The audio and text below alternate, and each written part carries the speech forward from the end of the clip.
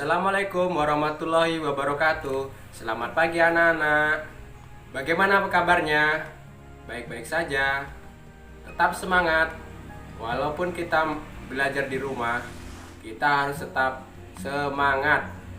Karena apa? Karena ada semangat, kita akan dapat memperoleh ilmu dengan maksimal. Baiklah, hari ini kita akan belajar tema 4, globalisasi, yaitu subtema 3, globalisasi dan cinta tanah air. Apa itu globalisasi anak-anak? Globalisasi adalah bisa dikatakan mendunia. Mendunia bagaimana anak-anak? Mendunia artinya tidak ada jarak dan waktu, sehingga apa yang terjadi di belahan dunia lain dapat kita lihat dan kita saksikan saat ini oleh kita. Walaupun pikiran kita mendunia, tingkah laku kita harus sesuai dengan norma dan aturan yang berlaku di negara kita. Oleh sebab itu, pada bab ini adalah globalisasi dan cinta tanah air. Baiklah anak-anak, pada hari ini ada 3 muatan pelajaran yang akan kita pelajari. Yang pertama, muatan bahasa Indonesia. Kita akan mencari kata baku pada teks eksplanasi yang akan Bapak tampilkan melalui PPT berikut ini. Yang kedua, muatan pelajaran IPS.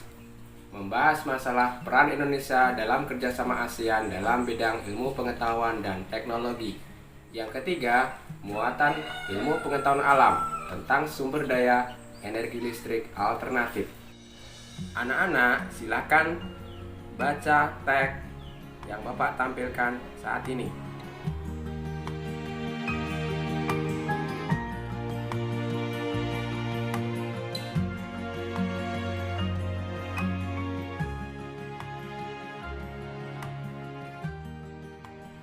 Setelah kalian menyaksikan teks yang sudah Bapak tayangkan, silakan isi LKPD yang telah Bapak kirimkan melalui WA grup kita. Silakan mengerjakan. Setelah mempelajari kosakata baku pada teks eksplanasi, mari kita lihat video tentang peran Indonesia dalam kerjasama ASEAN dalam bidang ilmu pengetahuan dan teknologi. Menganalisis posisi dan peran Indonesia dalam kerjasama di bidang ekonomi, politik, sosial dan budaya, teknologi dan pendidikan dalam lingkup ASEAN. Peran Indonesia di bidang politik dan keamanan dalam kerjasama ASEAN, yaitu Indonesia sebagai pelopor berdirinya ASEAN.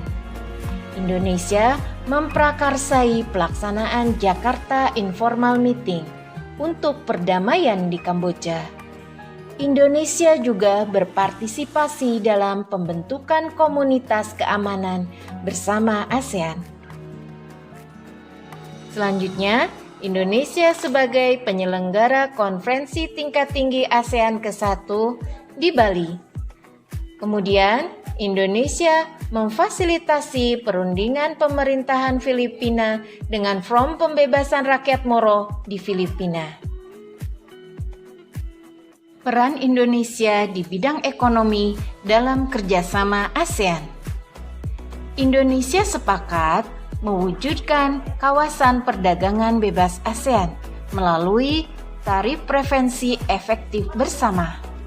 Indonesia masuk menjadi anggota Asia Pacific Economic Cooperation. Di Aceh dibangun industri pupuk urea ASEAN.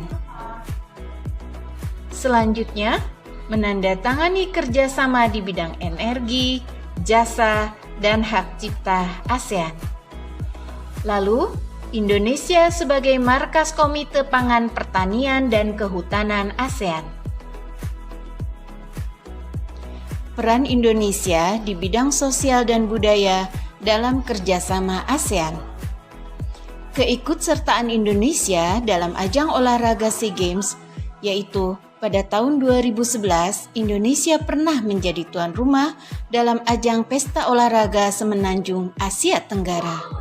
Selanjutnya, Indonesia mengirimkan bantuan kemanusiaan untuk negara-negara ASEAN yang dilanda bencana alam atau konflik.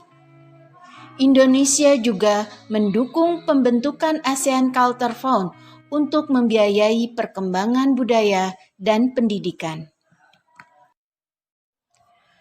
Peran Indonesia di bidang pendidikan dalam kerjasama ASEAN.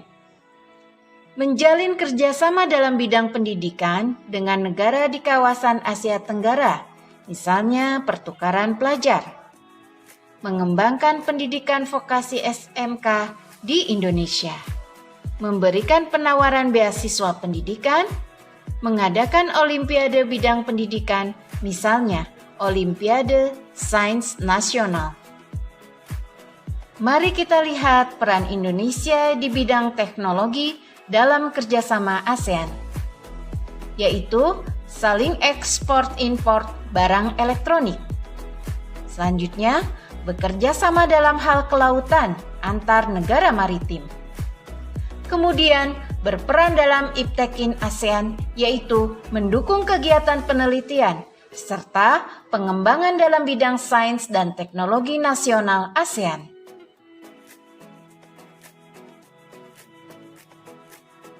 Setelah mengamati video, mari kita isi tabel dalam LKPD yang sudah anak-anak dapatkan.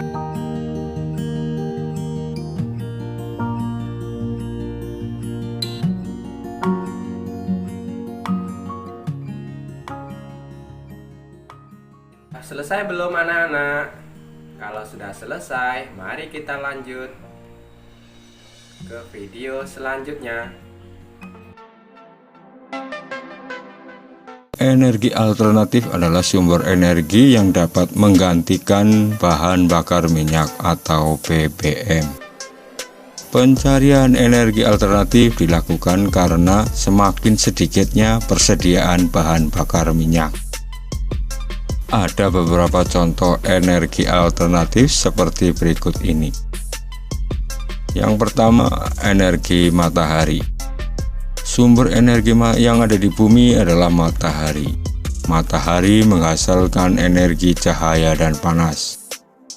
Energi matahari dimanfaatkan untuk membuat pembangkit listrik tenaga surya. Melalui pembangkit listrik tenaga surya, energi cahaya matahari diubah menjadi energi listrik. Energi surya merupakan energi yang ramah lingkungan.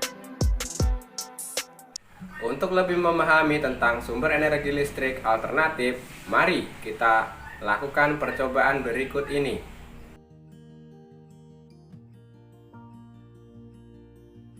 Hari ini kita sudah belajar banyak hal. Yang pertama, kosakata baku yang terdapat pada teks eksplanasi. Yang kedua, kita belajar peran Indonesia dalam ASEAN dalam bidang ilmu pengetahuan dan teknologi. Yang ketiga, kita belajar tentang energi listrik alternatif. Baiklah anak-anakku sekalian, selama belajar di rumah, kalian harus tetap semangat dan tetap mematuhi protokol kesehatan dengan cara memakai masker, kemudian cuci tangan pakai sabun, dan jaga jarak. Bapak akhiri, wabillahi taufik wal hidayah. Wassalamualaikum warahmatullahi wabarakatuh. Bye bye.